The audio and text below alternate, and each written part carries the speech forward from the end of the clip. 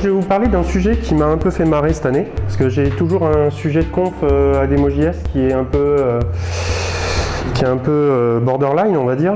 Alors souvent je traite de la démocine avec les enfants, de quel est le prototype industriel dans la démo, des choses comme ça. Là je me suis intéressé à un truc qui m'a un peu taraudé, j'ai lu un petit bouquin qui s'appelle Disprint, avec toute cette phrase là qui est en basique et qui date de 1982. Alors c'est une petite phrase qui résume beaucoup de choses. On va s'attarder dessus. C'est une petite phrase qui est en basique sur Commodore 64, donc elle date bien. Et surtout, elle représente une certaine quintessence. Alors, elle permet tout simplement de faire de la génération de labyrinthes de manière aléatoire. Voilà.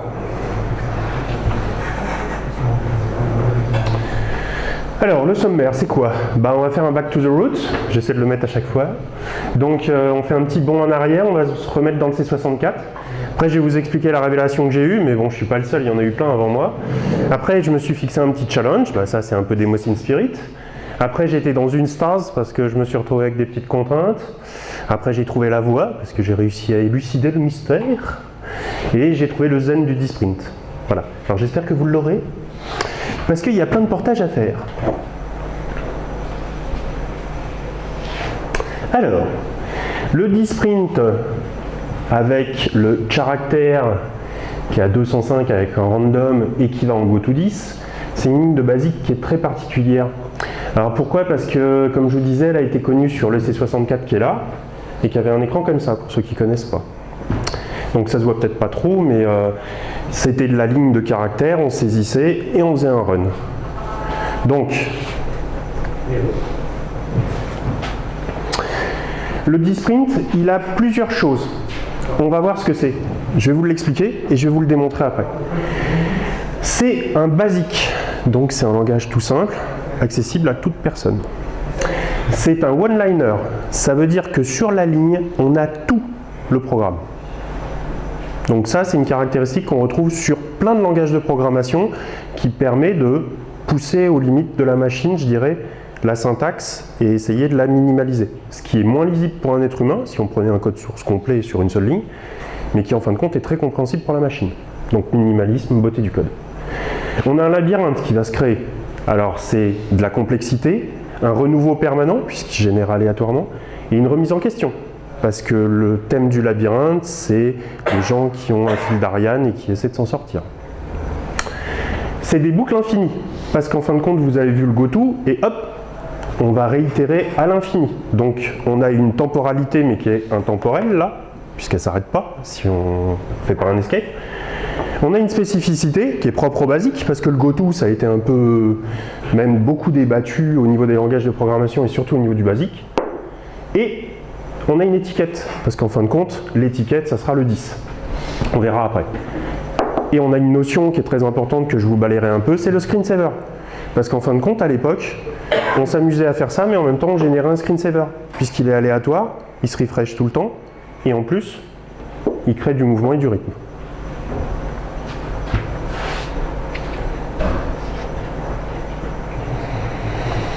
Alors, je vais vous montrer ce que ça donne. Si ça veut apparaître.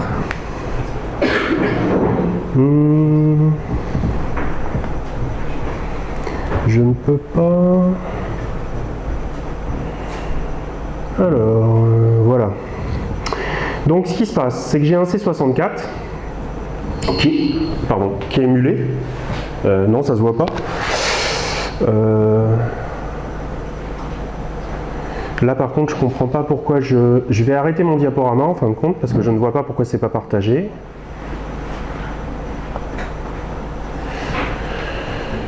Ça ne l'est toujours pas. Je ne sais pas pourquoi.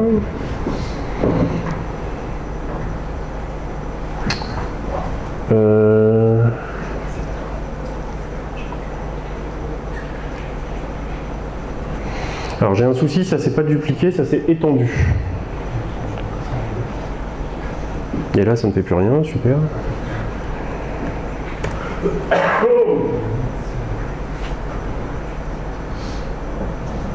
C'est bon. Donc, s'il va arrêter, voilà. Donc j'ai un 10 sprint. Je m'excuse de l'affichage, il est un peu particulier. Ce qui se passe, c'est que j'ai cette ligne de commande qui est prête à être lancée. Je vais taper Run et la magie s'opère. C'est-à-dire que je crée aléatoirement un labyrinthe qui est multicausal. Ça veut dire qu'il a plusieurs possibilités et solutions, pardon pour le Larsen, pour s'en sortir. Et il ne s'arrête jamais. Donc il crée un scrolling, il défile et voilà. Donc c'est un truc très minimaliste, mais qui dans les années 82 créait pas mal de carrières pour les gens qui voulaient hacker, s'amuser, trouver des choses, et donc générer ces petites choses. Alors bien sûr, je l'arrête, je vais revenir sur ma présentation.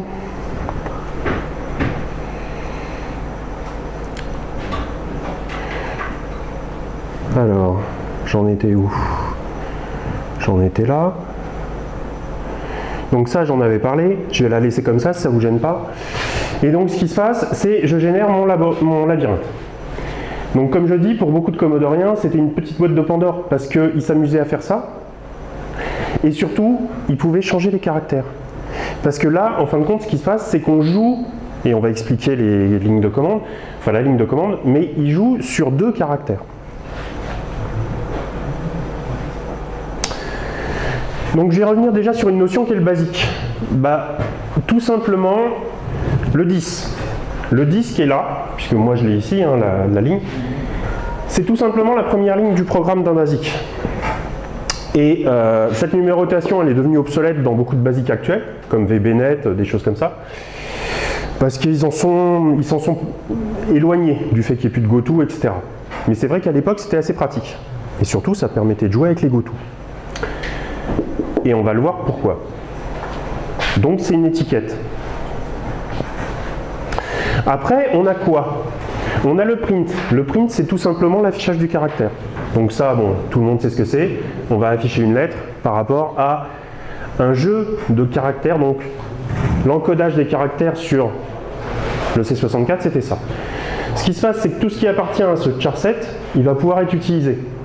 Et on en a même qui vont être graphiques. Là, ça ne se voit pas trop, mais en fin de compte, il y avait des symboles, il y avait des demi-carrés qui étaient mi-remplis, mi-bleu, etc. Donc on pouvait faire des dessins même. Ce caractère, c'est fait par character avec le $. Pourquoi? Parce que c'est la conversion du nombre en son caractère dans le chartet existant sur le C64. Et après, on a le random. Donc, je ne vais pas m'attarder sur la commande par elle-même, mais en gros, on va générer un nombre entre 0 et 1, puisqu'on a fait un random de 1. Et donc, on va avoir les caractères 205 ou 206 qui vont être pris en compte. Et ces fameux caractères 205 et 206, c'est ce que vous avez vu quand j'ai généré mon labyrinthe. C'est ces caractères-là. Un slash et un anti-slash. Le GoTo, je vous en ai déjà parlé, ça permet tout simplement de débrancher quelque part ailleurs. Comme là, en fin de compte, on arrête notre ligne, mais on continue quand même cette ligne avec un rapport à l'étiquette 10, on repart là et on fait ça. À l'infini. Sauf si on l'arrête. Donc c'est une petite commande qui est minimaliste, mais vraiment sympathique. Alors, je reviens sur ce côté one-liner. Elle n'a qu'une seule ligne, mais elle pourrait en prendre plusieurs. Là, c'est vraiment parce que les gens sont allés vers la beauté du code. Deuxièmement, on le faisait aussi parce qu'on voulait comprimer au maximum. Donc on faisait de la contrainte de code, ils voulaient une beauté du code, ils voulaient de la compatibilité. Elle était optimisée surtout pour avoir qu'une seule ligne. Et dans de nombreux langages de programmation, donc on va le voir, il y a par exemple le Rebol, il y a par exemple d'autres langages qu'on verra, on peut le faire. Et après, je vais vous montrer aussi une autre contrainte, c'est que des fois, on ne peut pas le faire. Parce que c'est peut-être pas des langages de programmation vraiment, enfin, des choses comme ça. Donc, du coup, ça devient un défi. C'était ça, le challenge. Donc, les labyrinthes, ça remonte à l'Antiquité, comme je vous l'ai dit, et ça a été utilisé aussi dans les prémices du jeu vidéo, puisque la majorité des jeux vidéo étaient faits sur un écran, qui était fait à balayage CRT, qui se rafraîchait pas forcément, et qui était fixe. Donc par exemple les Pac-Man, les choses comme ça. Ladybug, tous les jeux des années 70-80. Donc, ça posait un questionnement sur la résolution, parce que du moment qu'on complexifiait le labyrinthe, bah, le jeu changeait. Donc on avait des jeux qui étaient des fois du même concept, mais qui avaient juste un labyrinthe différent sur l'écran. De nos jours, il y a des gens qui sortent des jeux sur une télévision ou sur d'autres machines comme le C64, etc. et qui, eux, s'amusent à aller plus loin, c'est-à-dire que les jeux qui avaient par exemple 7 niveaux différents, eh ben, ils les font avec du randomize et ils en font 70 à la place. Et donc le jeu est perpétuellement renouvelé et en plus, ils lancent les niveaux de manière aléatoire. Donc chaque partie est différente. Alors, ce que je ne développerai pas ici, c'est la génération complexe de labyrinthes selon leur type. C'est-à-dire, en fin de compte, il y a des multicausales, des unicausales. Il y a un autre type qui est ce qu'on appelle les rimes. C'est très complexe. Celui de Thésée, c'était un unicausal, c'est-à-dire il n'y a qu'une sortie. On peut tourner en rond, mais il n'y a qu'une sortie. Le multicausal, c'est qu'on peut avoir plusieurs sorties. Voilà. Donc ça, je vous laisserai voir sur Wikipédia ou un autre site. La boucle infinie, je vous l'ai dit précédemment, c'est le goto, et ça crée cette boucle infinie. Ça a été très déprécié, parce qu'il y a eu des débats dans les années 80, et il y avait des gens qui étaient tout à fait contre ça. Alors qu'en fin de compte, bien utilisé, ça peut être très bien. Ça dépend de la manière dans le code. Si on sait où on va, on n'a pas de souci. Si on ne sait pas, ça c'est aussi une boîte de Pandore, et c'est le chaos. Donc c'était juste pour vous parler de ça, parce qu'on n'a pas forcément l'habitude de l'utiliser de nos jours. Donc ça, c'est ce qu'on voit.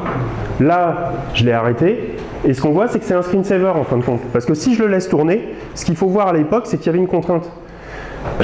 C'était des CRT. Il y avait des tubes cathodiques. Ça s'abîmait avec le temps. Et donc, pour économiser l'écran, on le rafraîchissait en permanence. Du coup, ça permettait de les économiser. On n'a plus ces problèmes-là avec les TFT et tout ça. Mais juste pour vous parler de ça, qui était aussi un autre aspect, et puis qui est devenu artistique, etc. après. Alors, ma révélation à moi, si je puis dire, c'était pas ça ou le laisse, je vous l'ai mis parce que, bon, c'est un des derniers jeux C64 qui était sorti en décembre 2013. Et donc, c'est pas pour faire de la pub, hein, mais je teste en fin de compte des jeux comme ça pour un petit magazine, pour du homebrew, c'est-à-dire des gens qui développent des jeux sur des vieilles machines bien obsolètes, mais qui les vendent. Alors ce qu'il faut savoir, c'est qu'il y a un business qui se crée sur le rétro gaming et sur tout ça. Je ne vais pas rentrer dans le détail. Mais les jeux, ils vont de 50 à 70 € maintenant.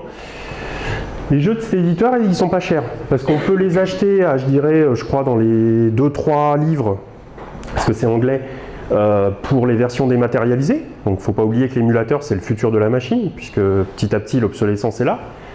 Même si on peut renouveler les condensateurs, les choses comme ça. Mais surtout, c'est des jeux avec des packaging très beaux, donc de l'ordre du Psygnosis ou tout ça, qui sont vendus dans les 12 livres. Donc c'est pas excessif, c'est pas du 50 ou du 70 $. Par contre, j'avais testé plusieurs jeux, et ce qui s'est passé, je me suis dit, sur le C64, c'est vrai, il y a des beaux graphismes, il y a des beaux jeux, il y a des beaux gameplays, pour 2013. On parle d'une machine qui a plus de 30 ans.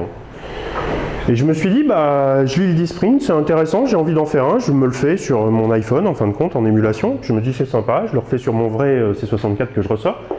Puis je me dis, bah, pourquoi pas le mettre ailleurs? Parce que j'avais vu que ça avait été porté sur JavaScript, par exemple, par Mathieu Henry, qui est souvent de nos conférenciers, donc qui est P01. Et je me suis dit, je vais le faire, mais sur d'autres machines. Donc, si vous avez envie, vous pouvez faire le même challenge. Et donc, il n'y a pas de message. Je me suis intéressé à 3 langages, un peu obscurs ou à des machines un peu absconses. Le Ribol, le MS-DOS et la Mattel Intellivision. Et donc, je vais vous parler de ça maintenant. Là, je suis rentré dans une phase de stase. C'est quoi? J'ai pris mes langages, ou les machines, je me suis retrouvé devant des choses que je connaissais plus ou moins, et je me suis dit, le truc il est simple, je veux générer aléatoirement mon labyrinthe, mais qu'est-ce que je vais faire? Je vais essayer de reproduire ce que j'ai vu comme langage. La problématique, c'est que ça, c'est pas un basique. Donc je me retrouve devant un langage de programmation qui est structuré, objet, sémantique, dialectique, puisque presque humain, des fois, Donc c'est un langage qui est vachement éclectique. Et puis surtout, je me dis, bah, ça a été fait par Carl Sassenrath. C'est-à-dire c'est quelqu'un qui travaillait chez Commodore Amiga dans les années 80 et qui a créé l'Amiga OS, qui était le langage, enfin le système d'exploitation de l'Amiga, etc. Et je me dis, il a eu son heure de gloire, il est en train de mourir, pour tout simplement la bonne raison que Ribol 2 a été très bien en vue, Ribol 3, son créateur l'a pas... Vous m'entendez là? Il n'y a plus de micro. Excusez-moi. Ouais, il y en a là? Ouais. Désolé. Faut me le dire, il y a un moment où ça se met en écran de veille aussi. Et donc ce qui se passe, c'est que je me dis, bah voilà, le Ribol 3 il est tombé aux oubliettes parce qu'il est passé en alpha, puis après Sassenrath il l'a remis en open source. Et on s'est retrouvé avec un langage qui était assez évolué, qui faisait des choses assez impressionnantes. C'est en 10 lignes de code, on pouvait faire un serveur. C'est rien. Et pourtant, bah, c'est tombé aux oubliettes. Bon, il y a eu des grosses majors comme Microsoft, etc. qui ont concurrencé ce langage, mais voilà. Donc il est multiplateforme et intuitif, il est sur 40 plateformes. Donc intéressant. Après, je me suis intéressé au MS-DOS. Je vais vous montrer les démos. Je me mets en situation, le MS-DOS il est utilisé par Microsoft. Vous avez dû le connaître pour ceux qui sont plus anciens. Ceux qui sont plus récents, bah, ils l'ont en ligne de commande, mais pas forcément à utiliser. En tout cas, c'est super puissant des fois, parce que ça crée des batchs. C'est juste un langage de script, rien d'autre. Ça permet d'automatiser. Il a été vachement connu sur la version 5 et la 6.22. La dernière, c'était la 8. Après, il y en a, mais je ne sais pas vraiment ce que c'est, ça doit être toujours la 8. J'ai le micro qui s'éteint régulièrement. Enfin, vous me le dites si s'éteint, du coup. Et surtout, moi, ça m'a rappelé les années 90, quand j'étais avec Wing Commander ou Might and Magic 3. Donc, bah, du coup, je me suis mis au MS-DOS pour faire un petit batch et faire un labyrinthe. Après, je me suis intéressé à ça. Alors ça, c'est encore plus vieux. C'est une console des années 78-79. Qui en fin de compte est une console 16 bits. Pour défaut, parce qu'en fin de compte, elle a 12 boutons, 15 boutons, 16 directions, 4 boutons, 2 de chaque côté, dont un qui peut être programmé à l'identique. Donc c'est une manette d'ambidextre. Je crois qu'il a plus de batterie.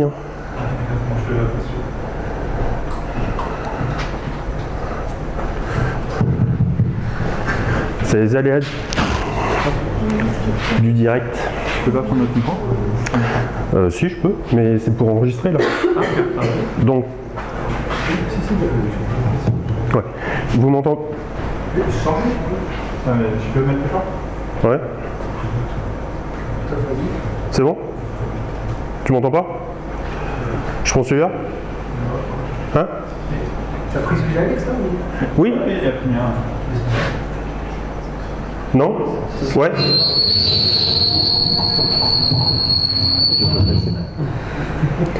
Peut-être pas le prendre. C'était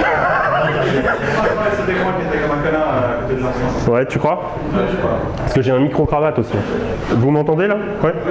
Donc, je suis désolé pour tous ces petits aléas, c'est les aléas du direct. Il n'y aura pas de pub, je vous promets. Et donc, ce qui se passe, c'est que je m'étais retrouvé avec cette console qui est ma première console en fin de compte multi-cartouche. Parce que je tiens à le préciser. Voilà. Donc je me suis dit, il y a eu un kit de développement qui est sorti avec du BASIC dessus. Ça s'appelle Inti Basic. Ça a été fait par NanoChess cette année. Et je me suis dit, why not? Pourquoi pas s'y remettre? Donc on va essayer de faire un screensaver pour la télévision, tout simplement. Parce que lui, ça marche sur CRT. C'est une prise antenne. Donc, je vais switcher. Et je vais vous montrer un petit peu ce que ça donne. Et vous montrer un peu le code après.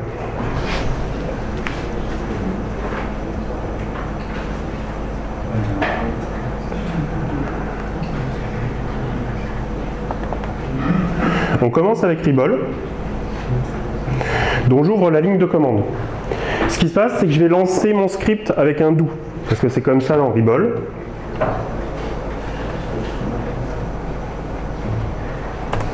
J'indique le fichier avec un pourcentage. Et c'est des points R pour Ribol. Et voilà. En fin de compte, il marche.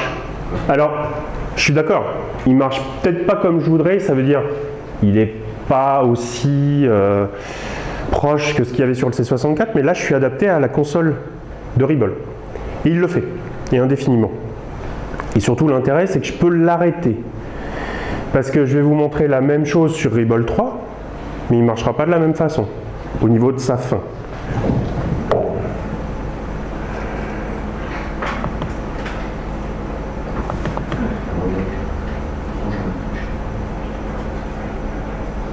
Je suis désolé pour les temps de réponse. Hein.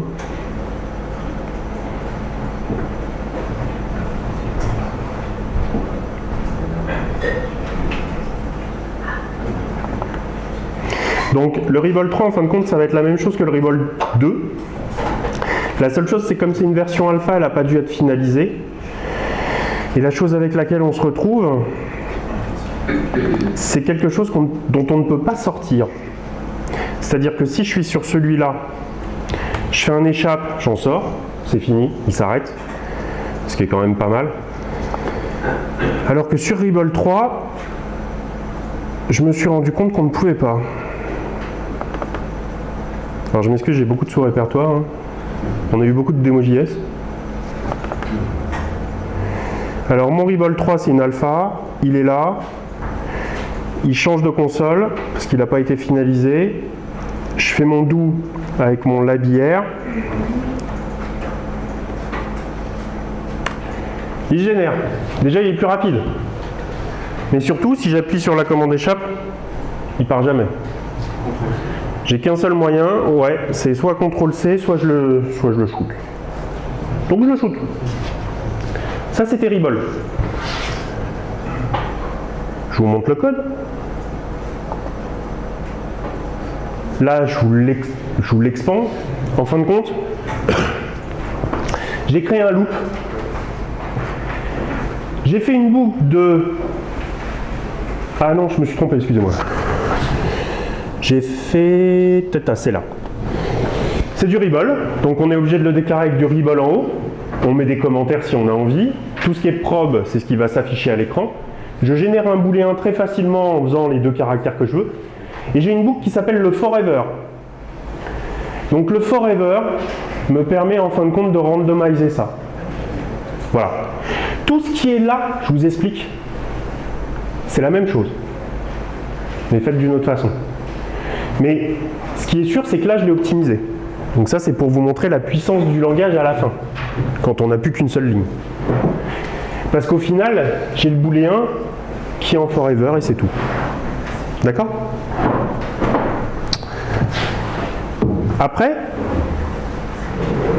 je vais générer en MS-DOS.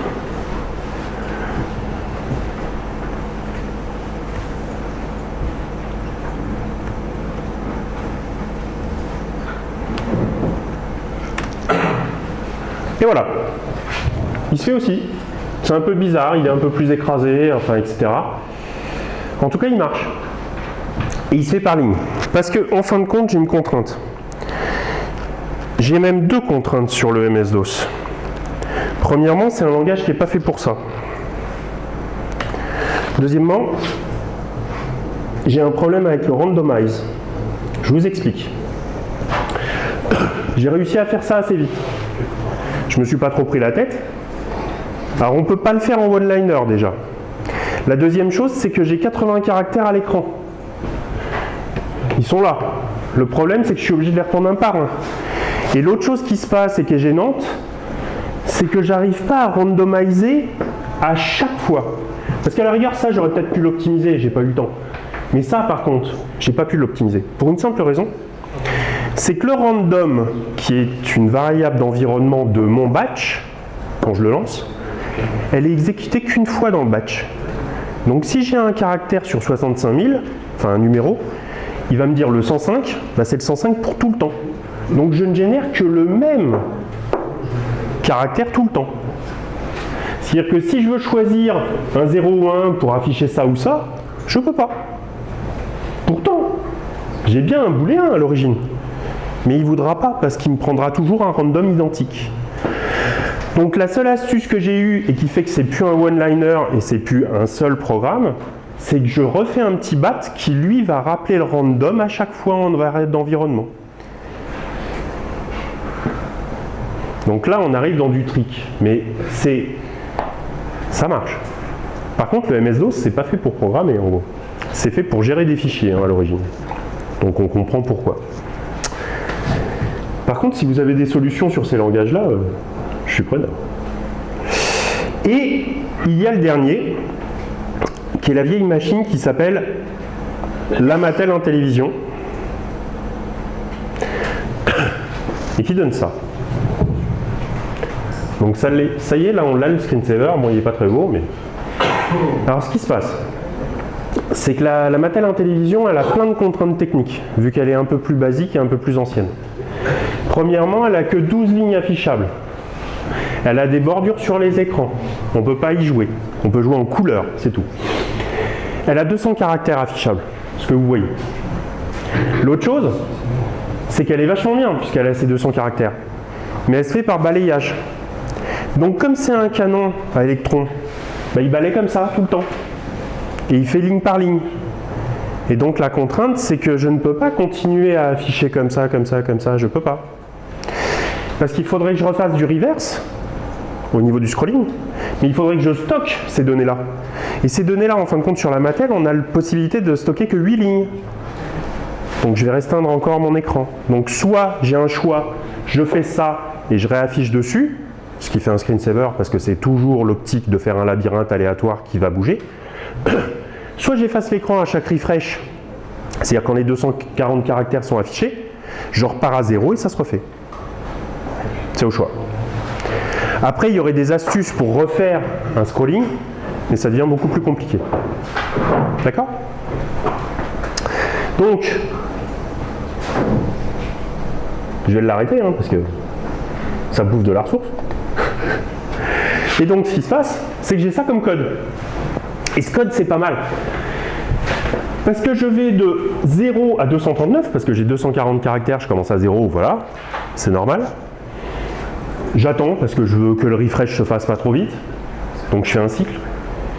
Je crée un rand, c'est un randomize, et si il est au-dessus de 127, je vais générer celui-là. S'il est au-dessus, en dessous, je vais générer celui-là. Ça c'est quoi? C'est l'anti-slash, ça c'est le slash. Déjà vous voyez un truc, c'est que l'anti-slash, j'étais obligé de le anti-slasher. Parce que c'est un caractère particulier. Et il faut savoir une chose, c'est qu'après je wait, donc j'ai choisi un de mes deux booléens, parce que quelque part c'est un booléen. Je fais un next A, je reboucle sur mon A, je continue jusqu'à avoir mes 239. Quand j'ai fini mes 239, bah, je reviens à 0. Parce que je go to loop, je reviens à la loop, je reviens là, je reviens à 0, et je repars. Donc là, la logique y est. Par contre, le mettre en one-liner, bah, j'aurais pu, ça aurait pu être sympa. À part que le point virgule, il ne marche pas. Parce que c'est un basique, mais c'est un basique non finalisé. Celui de l'Intellivision, il est en train d'être développé. Donc là, je vais contacter le créateur, parce que j'aimerais bien savoir. Et la deuxième chose, c'est une chose que je ne vous ai pas parlé, c'est qu'on a des caractères échappés, comme on dit. C'est-à-dire qui sont des caractères spéciaux. Pourquoi? Parce qu'on va avoir une grille de caractères qui sont aussi des symboles, comme je vous disais pour le C64, ou pour, tout simplement, le MS-DOS. Donc pour le MS-DOS, c'est un truc pas connu, c'est le 850 ou le 830, je crois, je sais plus, je vous l'ai mis dans les slides. Et là, par contre, bah, c'était un caractère qui était le charset Intellivision, qui est un truc très particulier. Je vais essayer de vous le montrer.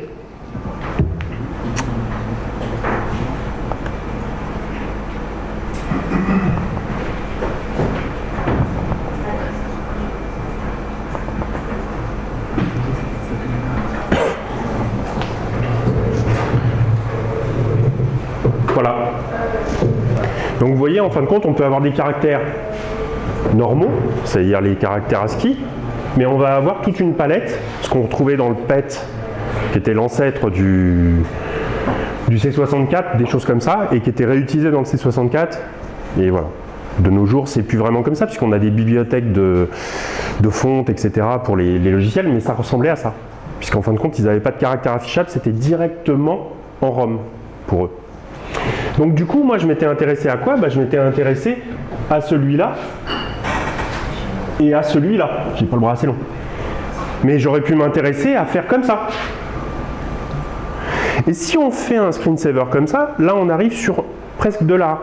Parce que Doua, par exemple, qui est une personne qui a écrit au siècle dernier, faisait des motifs à l'infini de génération sur des tissus pour faire en fin de compte à chaque fois des tissus différents. Parce qu'il générait aléatoirement ça. Ça veut dire qu'il avait créé des petits carrés comme ça, lui en dessin, et après il générait des motifs à l'infini. Donc c'était pas mal. Et ça, il y a eu un courant artistique. Alors je vais revenir sur ma présentation.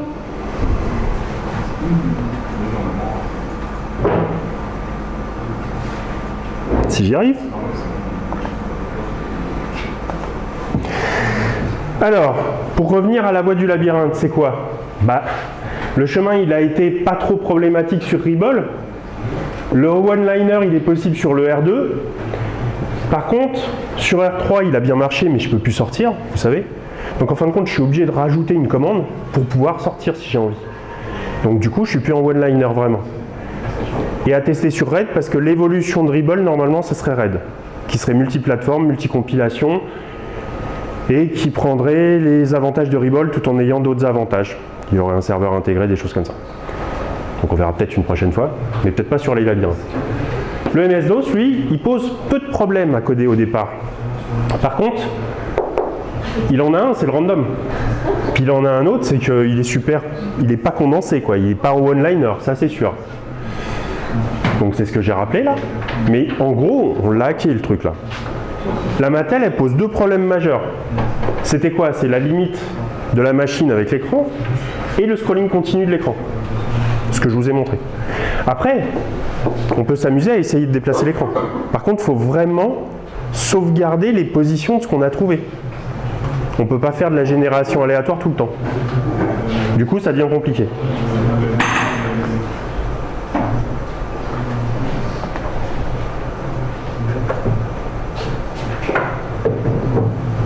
Pourquoi il veut pas? Voilà. Donc juste pour vous faire un petit laïus, mais là j'ai écrit beaucoup, j'ai pas repris, je codais un peu aujourd'hui. En fin de compte, c'était juste un jeu ça. Moi je me suis pris à prendre tout simplement mon vieux guide d'utilisateur C64 de 82. Je me suis remis à faire cette ligne, je me suis dit putain c'est vraiment génial, je l'avais fait dans le train juste avant. Parce que j'ai lu un bouquin qui est fait par le MIT qui parlait du disprintf. Et je me suis dit, c'est vraiment intéressant comme concept. Donc après, si vous avez des machines de prédilection, regardez si ça a été porté et amusez-vous. C'est vraiment sympa quand on arrive à le générer. Parce que c'est un petit exercice en fin de compte. Et qu'on se retrouve souvent devant des contraintes qu'on ne connaît pas. Parce que les machines, on a beau les avoir bien en vue, on ne les connaît pas forcément dans... Enfin, l'Intellivision, par exemple, je la connais bien au niveau du jeu, mais je ne l'avais jamais vraiment extirpée. Et on se voit que c'est vraiment les bases, quoi. Les gens qui font du VCS, ils arrivent à outrepasser les capacités de la machine sur la démocine, mais c'est par des tricks, des hacks souvent, parce que c'est vraiment très dur aussi. Donc voilà, et juste pour dire qu'en fin de compte, la solution de contournement, même si on la trouve et que c'est pas trop propre, on est quand même content de le générer ce truc. Donc voilà. Donc juste pour vous dire que j'avais fait une annexe sur les différents types. Ça, je le mettrai à disposition sur le site. Donc, il y a le MIT Press, le guide, parce que dans le guide ou dans le MIT Press, il y a plein de variantes du disprint, parce que comme je vous ai montré que 2 caractères, le slash, l'anti-slash, on peut le faire avec plein de choses, voire on peut le faire aléatoirement, le caractère. Ça devient compliqué. Ou simple. Les différents types, je vous ai mis un lien, donc si vous voulez le lire, vous pourrez voir. P01, qui l'a fait en un cas, cette fameuse génération de labyrinthe sur JS, donc JavaScript. C'est qui JS? Batcher, c'est pour faire du DOS. Le CP850, c'est les fameux caractères encodés pour MS-DOS. L'Intellivision, je vous donne le lien pour Inti Basic, si vous voulez développer dessus, hein, ça prend de la valeur. Et le Rebol, si vous voulez voir. Voilà, je ne sais pas si vous avez des questions, mais...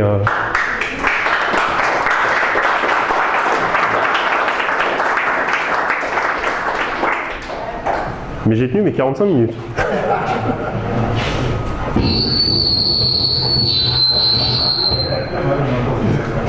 Faut pas laisser ce micro.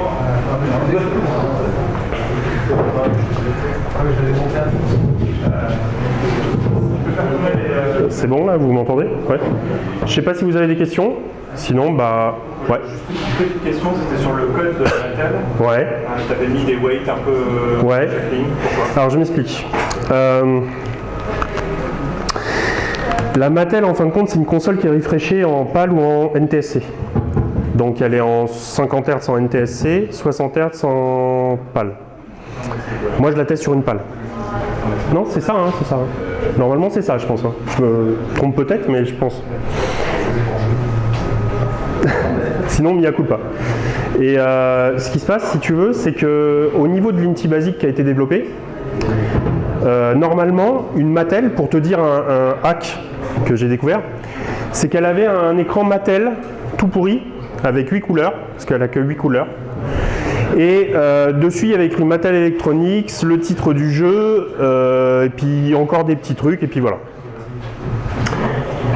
Donc je me disais tout le temps, parce que quand tu es jeune, moi j'avais 6 ans à l'époque, hein, je prenais ma manette, j'appuyais sur une touche, n'importe laquelle, un peu comme le Start sur la NES ou sur d'autres consoles, ou la PS4 maintenant. Mais le truc, c'est que ça te sortait de ce titre, l'écran titre. Mais l'écran titre, il ne bougeait pas autrement. Il n'y avait pas de musique, il n'y avait rien, c'était minimaliste. Et ce qui se passe, c'est que par exemple, pour passer d'un écran fixe à un autre, tu ne peux pas le faire. Tu dois le faire par le biais d'un appui sur un bouton, les fameux 15 ou les directions ou ce que tu veux. Donc ce qui veut dire qu'elle n'était pas interactive au plus haut point. Donc par exemple pour le refresh des écrans, si je veux en enchaîner plusieurs, ben, je ne peux pas en fin de compte. Je suis obligé de l'effacer, ou alors je suis obligé de reproduire l'écran que j'avais, mais en le recalculant en temps réel et en ayant les positions. Donc par exemple pour une phrase, ça va être assez simple. Mais comme je génère aléatoirement les positions slash et anti-slash, et que je vais avoir un autre souci, c'est que je vais avoir le fait que ça va se générer assez vite, si je te le montrais sans les weights, ça serait difficilement visible à l'écran. Parce que le refresh est trop rapide. Puisque ça équivaut à ce que tu vois directement. Donc à chaque fois que tu vois, en fin de compte, c'est le refresh. Donc si tu veux, je peux le faire, hein, mais je peux te montrer, mais ça fait mal aux yeux presque. Parce que ça devient quelque part un scrolling sur les 12 lignes horizontales, mais le problème c'est que c'est trop rapide. Donc ça c'est une contrainte technique qui est due au CRT, c'est-à-dire que le balayage se faisait en le temps fini qui était T60 frames secondes. Je sais pas si ça répond à ta question, mais parce que j'ai un peu dérivé pour l'écran titre, mais c'est pour t'expliquer qu'il y a vraiment des contraintes techniques sur la machine. C'est-à-dire je peux pas passer d'un écran à un autre comme ça. Après j'ai une astuce que je suis en train de développer, je sais pas, ça marchera pas aujourd'hui en tout cas. C'est j'ai fait un timer dans lequel je génère, ou un compteur si tu veux, et j'ai envie de faire un timer de synchro pour pouvoir en fin de compte, quand je fais une démo ou une intro, switcher quand je veux. Mais pour l'instant, je ne l'ai pas finalisé parce que c'est pas simple de débrancher sur la... C'est des goutous. Donc voilà. Je sais pas si vous avez d'autres questions.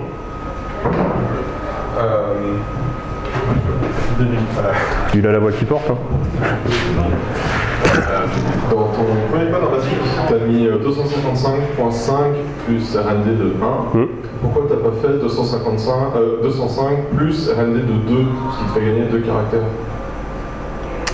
Parce que le deuxième caractère qui m'intéresse, c'est celui qui a 1. Donc c'est 255 et 256. Oui, mais tu veux switcher entre 205 et 206. Oui. Donc si tu fais 205 plus RND de 2... Parce que c'est calculé sur 6 caractères, je crois, derrière. Et donc tu vas le randomiser et il va être soit à l'inférieur, soit au supérieur. Donc tu fais du plus 0,5, plus 0. Donc si tu es à 0,5, tu vas en dessous. Si tu es au-dessus, tu prends le caractère 206. Ouais, moi j'ai l'impression que ça revient au même. Ah, peut-être, mais en tout cas dans le C64 c'était comme ça. D'accord. Maintenant, si tu veux du détail sur le randomize et tout, le Disprint il explique ça super bien. Et c'est un bouquin de 300 pages mais qui se lit historiquement, enfin il est en anglais, hein, mais je veux dire il est très intéressant. Donc voilà, je sais si ça répond à ta question. C'est bon? Ouais, moi je voulais juste, c'est pas une question, mais je sais que beaucoup de gens se sont intéressés à réduire ça en taille minimale, Oui? notamment sous DOS. Et je voudrais juste évoquer les prestations de Trickster qui a fait ça en 12 octets. Le labyrinthe. Voilà, sous DOS, enfin en assembleur. Ouais. Hermite l'aurait fait en 11 octets et finalement, donc il s'agit de qui? De Ferry, Peter Ferry qui l'aurait fait en 10 octets. Bah, le but, pour certains, c'est même d'aller au plus bas niveau, enfin je veux dire en taille. Moi, c'était pas le but, là c'était pour être didactique, mais je veux dire, c'est intéressant de le voir, et puis après on peut se faire le challenge de vouloir le diminuer encore. Voilà, merci en tout cas. Donc voilà, je vais passer la parole à Rémi, je sais pas s'il est là ou s'il commence à 16h.